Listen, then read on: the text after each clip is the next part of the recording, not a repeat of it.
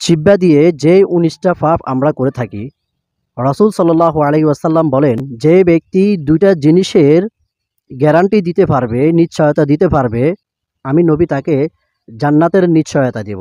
সেই ২টি জিনিস হচ্ছে, একটা হচ্ছে জবানের হেফাজত, দ্বিতীয়টা হচ্ছে লজ্জাস্থানের জিহ্বা দিয়ে আমরা যে পাপগুলো করে থাকি।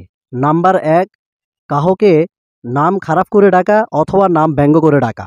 নাম্বার ২, খারাপ বা ঠাট্টা বিদ্রূপ করা। নাম্বার ৪, কাহকে গালি দেওয়া। নাম্বার ৫, কাহারও নিন্দা করা।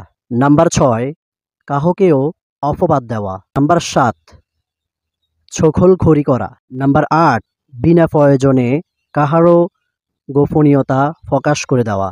নাম্বার ৯, মুনাফিকি করা, দুইমুখী কথাবার্তা বলা। নাম্বার ১০, বেহুদা অনর্থক কথাবার্তা বলা। নাম্বার ১১, বাতিল ও হারাম জিনিস নিয়ে আলোচনা করার পর তা নিয়ে আনন্দবোধ করা।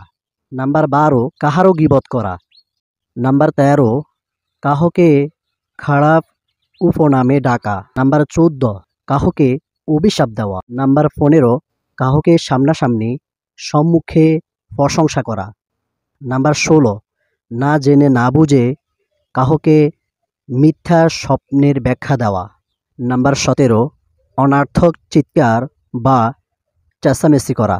নাম্বার ১৮, জিহ্বা দিয়ে হারাম জিনিসের স্বাদ নেওয়া অথবা খাওয়া। নাম্বার ১৯, খারাপ অর্থে কাহকে ভঙ্গিমা করা, ডাকা। আল্লাহ পাক রব্বুল আলামিন আমাদের সবাইকে এই ১৯টি জিনিস থেকে জবানকে হেফাজত করার তৌফিক দান করুন। আমিন।